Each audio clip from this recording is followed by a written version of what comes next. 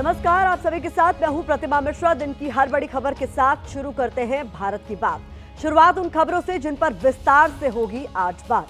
पहली खबर में महायुति की वो मुश्किल दिखाएंगे जो उसे सरकार बनाने से रोक रही है। कल दिल्ली में बैठक हुई, आज मुंबई में बैठक होनी थी, लेकिन शिंदे सातारा चले गए और बीजेपी के सामने कुछ शर्तें रख गए। वो शर्तें क्या है हम बताएंगे आपको। महाराष्ट्र के नतीजों में वोट फीसदी का चक्कर क्या है, कांग्रेस ने चुनाव आयोग को क्या मेमोरेंडम दिया है, 1 घंटे में वोटों के अंतर वाले फैक्टर को हम आपके लिए डिकोड करेंगे। यूपी में काशी का एक कॉलेज आज अचानक राष्ट्रीय राजनीति का केंद्र बन गया। वक्फ बोर्ड ने इस पर मालिकाना हक का दावा किया था। विवाद 6 साल पुराना है, लेकिन अब इस पर घमासान क्यों मचा है आपको दिखाएंगे। भारत की बात में रात 8:30 बजे स्पेशल रिपोर्ट होगी। कहानी अजमेर शरीफ की होगी। मंदिर दरगाह के दावों के बीच आस्था अकीदत यानी श्रद्धा सम्मान की इस जगह से आपका परिचय करवाएंगे। लेकिन शुरुआत करेंगे भारत की बात की सबसे पहली खबर के साथ, जो आ रही है महाराष्ट्र से। महाराष्ट्र में एक रुके हुए फैसले की हम बात करने जा रहे हैं। रिजल्ट आए हुए 150 घंटे से ज्यादा वक्त बीत चुका है, लेकिन महाराष्ट्र में ना तो महायुति का सीएम तय हो सका है और ना ही सरकार बनाने का फॉर्मूला फाइनल हुआ है। गुरुवार को दिल्ली में गृह मंत्री अमित शाह के आवास पर करीब 2.5 घंटे तक बैठक चली। बैठक में सीएम और सरकार बनाने के स्वरूप पर मंथन हुआ, लेकिन कोई अंतिम निर्णय नहीं लिया जा सका। दिल्ली के बाद आज मुंबई में बैठक होनी थी, जो हो न सकी। सीएम शिंदे अपने गृह क्षेत्र सतारा चले गए, लेकिन दिल्ली की बैठक से जो तस्वीर निकलकर सामने आई वो सियासी गलियारों में चर्चा का केंद्र बन गई।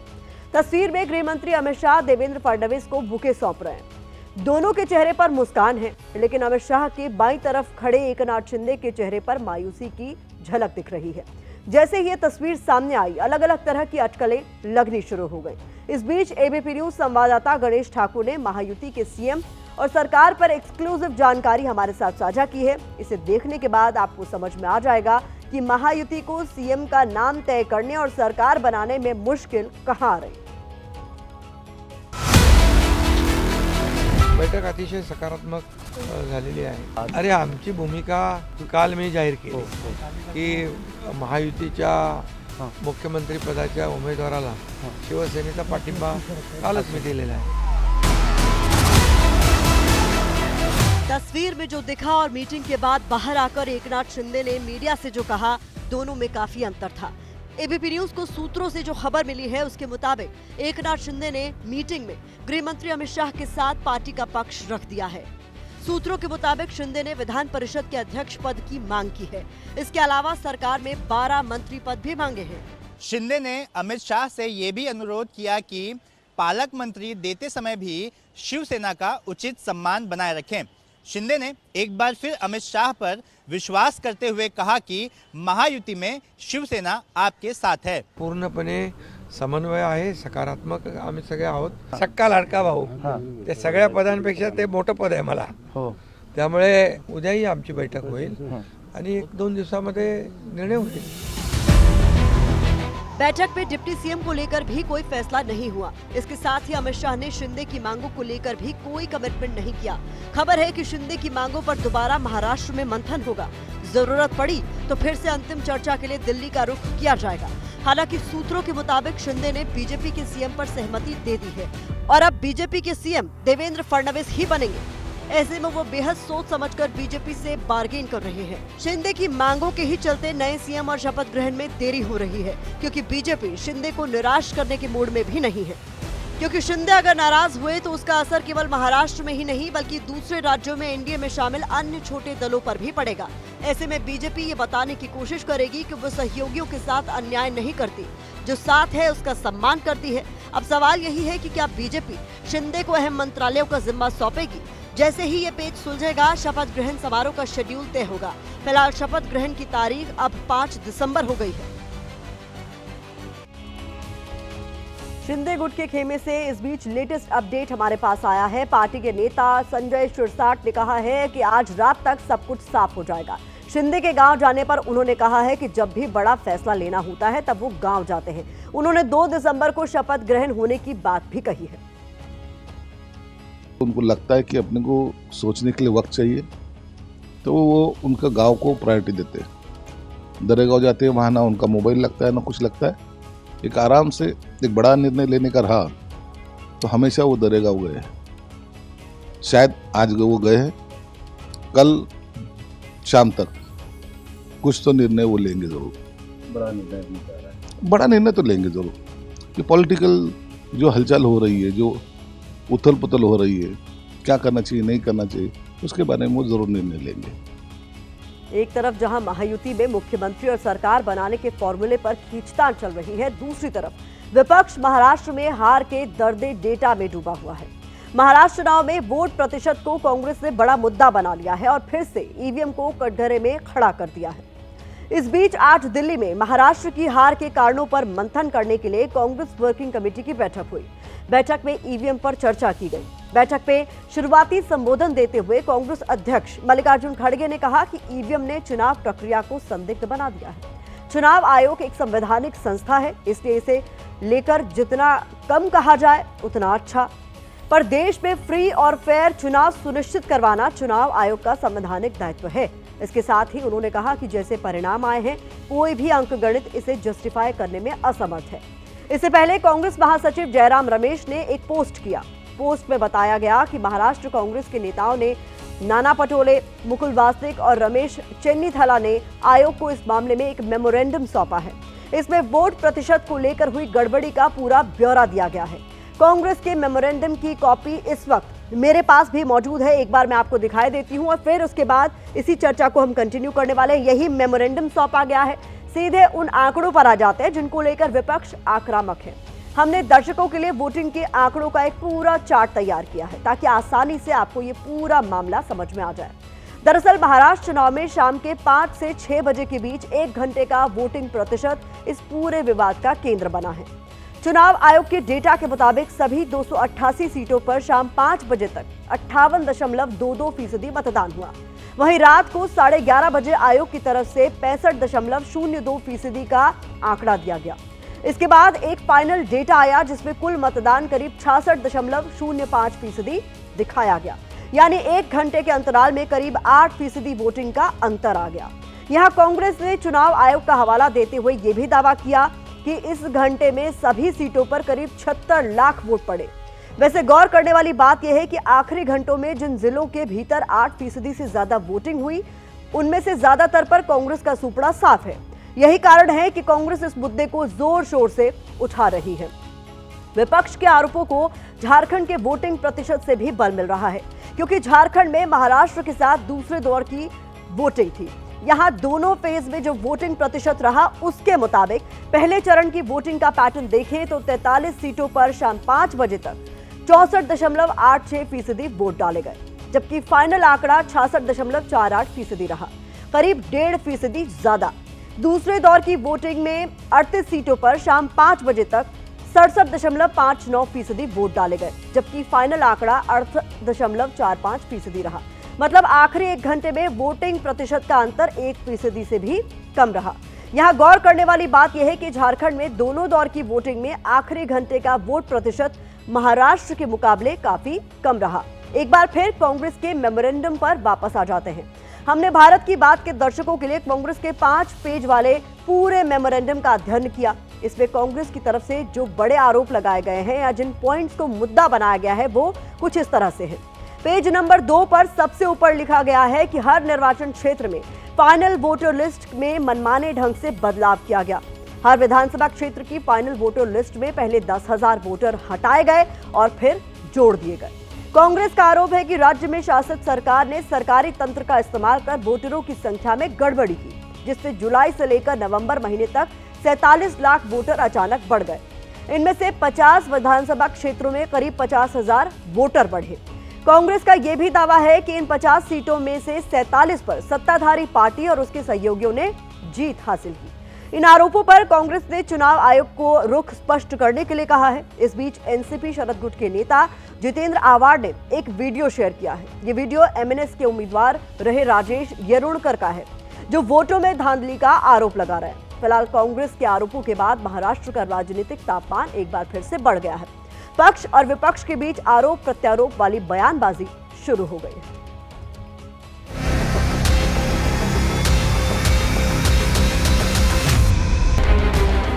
इलेक्शन कमीशन तो है बन के नरेंद्र मोदी जी के बंगले के बाहर बैठते ये सारे जितनी भी एजेंसीज है। कांग्रेस के लोग आज तक आदरणीय नरेंद्र मोदी जी को गालियां देते थे, भारतीय जनता पार्टी को गालियां देते थे। अब इस देश की संवैधानिक संस्थाओं के लिए अपशब्द बोल रहे हैं। ये कांग्रेस की कुंठा है, हार की हताशा है। ईवीएम का मंदिर बनाना चाहिए लोग। 3 मूर्तियां, बीच में ईवीएम, बाजू में मोदी जी, बाजू में शाह जी। हमारी मांग यही रहेगी, बैलेट पेपर पर चुनाव होनी चाहिए। पार्लियामेंट का चुनाव हुआ तो ईवीएम बहुत अच्छा था, क्योंकि उनके ज़्यादा सीटें आई, और इस दफ़ा ईवीएम में रिजल्ट अलग आया तो ईवीएम को वो सब दोष दे रहे। जहाँ जहाँ जाना पड़े, हमें कोर्ट के दरवाजे खटखटाने पड़े या हमें इलेक्शन कमीशन से कार्रवाई कराने की बात की जाए, हम करेंगे।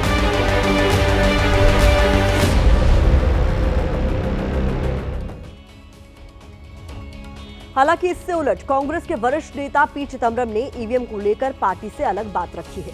उन्होंने एक कार्यक्रम में कहा है कि ईवीएम के साथ उनका अनुभव कभी भी बुरा नहीं रहा। तो ईवीएम के मसले पर कांग्रेस के अंदर ही अलग अलग सुर सुनाई दे रहे हैं। इन सब के बीच महाराष्ट्र के वोटिंग प्रतिशत पर हमारा ये विश्लेषण पूरी तरह से चुनाव आयोग के डेटा और कांग्रेस के दावों पर आधारित है। कांग्रेस के आरोपों के संदर्भ में हमने कुछ सीटों के वोटिंग प्रतिशत के आंकड़े की स्टडी की है, जिसे अब हम आपके साथ शेयर कर रहे हैं।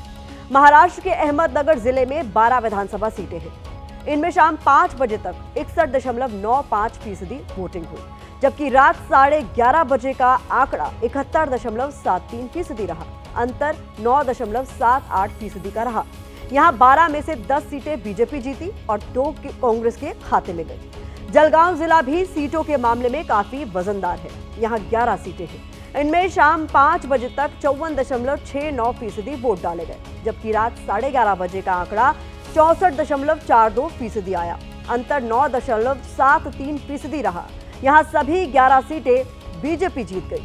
ऐसी अगर 10 सीटों वाले कोल्हापुर जिले की बात करें तो यहां शाम 5 बजे तक 67.97% मतदान हुआ और रात को 11:30 बजे का फाइनल डेटा 76.25% रिकॉर्ड हुआ। वोटिंग का अंतर 8.28% रहा। बीजेपी 9 सीटें जीती और 1 सीट अन्य के खाते में गई। यहां भी कांग्रेस का हाथ खाली रहा।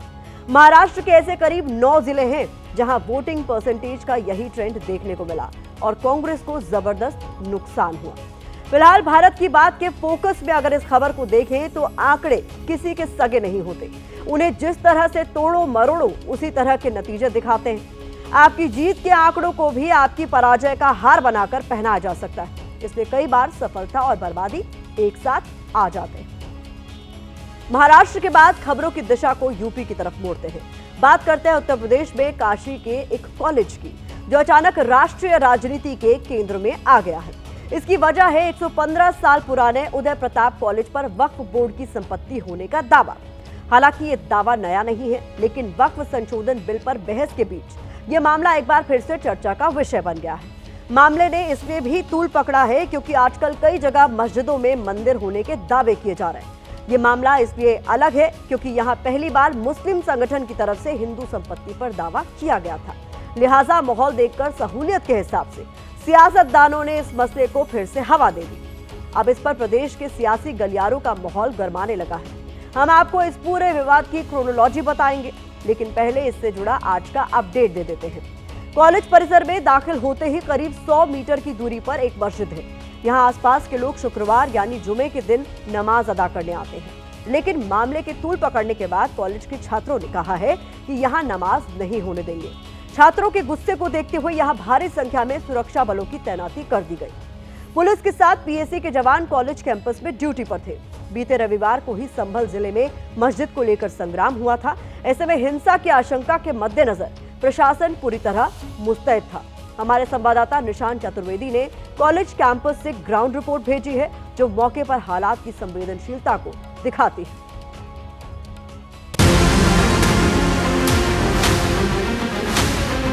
जो लोग हैं वो नमाज अदा करने के लिए जा रहे हैं। सीधा कॉलेज कैंपस में सीधा ये मार्ग जो है मस्जिद की तरफ जाता है।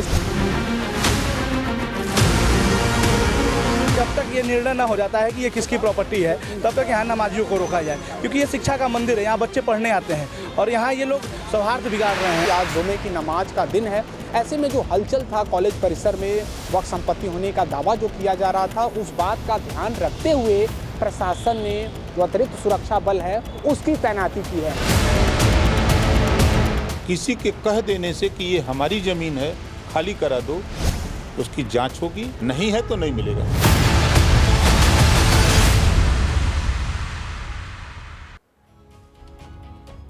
अब हम इस पूरे मसले को तफसील से आपको समझाएंगे और उदय प्रताप कॉलेज से जुड़े विवाद की पूरी क्रोनोलॉजी भी आपको बताएंगे।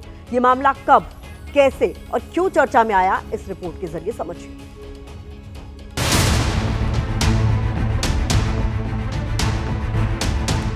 वाराणसी के भोजूबीर इलाके का ऐतिहासिक उदय प्रताप कॉलेज, इसी कॉलेज में 100 मीटर अंदर जाकर ये मस्जिद है। वक्फ बोर्ड की दलील है कि मस्जिद कॉलेज कैंपस के अंदर है और इसी आधार पर वो ये दावा कर रहे हैं कि मस्जिद के आसपास की जमीन यानी पूरा कॉलेज उन्हीं का है।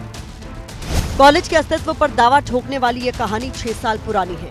2018 में भोजूबीर के रहने वाले नसीम अहमद ने लखनऊ के वक्फ बोर्ड को अर्जी दी थी, जिसमें उन्होंने उदय प्रताप कॉलेज को वक्फ की प्रॉपर्टी बताया था। उसी अर्जी पर सुन्नी वक्फ बोर्ड ने 6 दिसंबर 2018 को उदय प्रताप कॉलेज को नोटिस जारी कर जवाब मांगा था। ये उसी नोटिस की कॉपी है। जवाब में उदय प्रताप कॉलेज मैनेजमेंट ने कॉलेज की जमीन को इंडाउमेंट ट्रस्ट की जमीन बताते हुए मस्जिद को ही अवैध बता दिया था। ये 21 दिसंबर 2018 को सुन्नी वक्फ बोर्ड को भेजा गया जवाब है। कॉलेज मैनेजमेंट के जवाब के बाद ये मामला ठंडे बस्ते में चला गया था, लेकिन वक्फ संशोधन बिल और मंदिर मस्जिद विवाद के बीच 6 साल पुराना ये मामला एक बार फिर से चर्चा में आ गया। ये मामला अभी क्यों उभरा, इसकी वजह भी आपको बता देते हैं। कॉलेज परिसर की जमीन को किसी भी प्रकार से किसी अन्य को दिया जाना वैधानिक नहीं है और दिया ही नहीं जा सकता है। यह जानबूझ करके परेशान करने के लिए ऐसा किया जा रहा है। और इस जवाब दिए जाने के बाद फिर वहाँ से कुछ भी नहीं आया था, लेकिन बीच में जो है यहाँ पे निर्माण कार्य ये लोग मस्जिद का कुछ और कराना चाहते थे और इसका निर्माण कार्य हमने जो भी निर्माण सामग्री थी उसको पुलिस के सहयोग से हटवा दिया। कनेक्शन वो इलेक्ट्रिसिटी का इसलिए नहीं ले पा रहे कि उनके पास कोई भी दस्तावेज उस जमीन से संबंधित नहीं है। विवाद की सबसे ताजा वजह है मस्जिद में नमाजियों की बढ़ती संख्या। इसकी शुरुआत योगी आदित्यनाथ के उदय प्रताप कॉलेज जाने के बाद हुई। अपनी यात्रा के दौरान योगी आदित्यनाथ ने कॉलेज को यूनिवर्सिटी का दर्जा देने का भरोसा दिया था। स्थानीय लोगों और छात्रों का कहना है कि योगी के ऐलान के बाद मस्जिद में नमाजियों की संख्या अचानक ही बढ़ गई। जब से हमारे कॉलेज में मुख्यमंत्री जी का आगमन हुआ था, उसके बाद से यहाँ संख्या बढ़ती जा रही है नमाज पढ़ने की, जबकि ये कोई मस्जिद नहीं है। ये मजार था पहले बहुत छोटा सा, जिसमें 5 लोगों को अनुमति दी गई है और हजारों की संख्या में नमाज पढ़ने लोग आ रहे हैं। उदय प्रताप कॉलेज की जमीन को लेकर विवाद भले ही अब उभरा हो, लेकिन इस कॉलेज की दरोदीवार सैकड़ों साल पुराने इतिहास की कहानी बयां करती है। इस कॉलेज से पढ़कर लाखों छात्र आज दुनिया भर में भारत का नाम रोशन कर रहे हैं। उदय प्रताप कॉलेज की स्थापना महाराजा राजश्री सिंह जुदेव ने 1909 में की थी। इस कॉलेज परिसर में कई शिक्षण संस्थान भी चलते हैं, जिनमें पूर्वी यूपी से लेकर बिहार के 15,000 से ज्यादा छात्र छात्राओं को तालीम दी जाती है। ये वाराणसी का उदय प्रताप कॉलेज है, जहां इसी कॉलेज कैंपस में उदय प्रताप स्वायत्तशासी कॉलेज की बात कर ले, मैनेजमेंट कॉलेज, इंटर कॉलेज, इसके अलावा पब्लिक स्कूल जैसे शिक्षण संस्थान संचालित किए जाते हैं। वक्फ ने जिस आधार पर उदय प्रताप कॉलेज पर अपना दावा ठोका वो सवालों के घेरे में है, क्योंकि मस्जिद से जुड़े लोगों के पास ऐसा कोई दस्तावेज नहीं है जो कॉलेज की जमीन पर उसके दावे को साबित कर सके।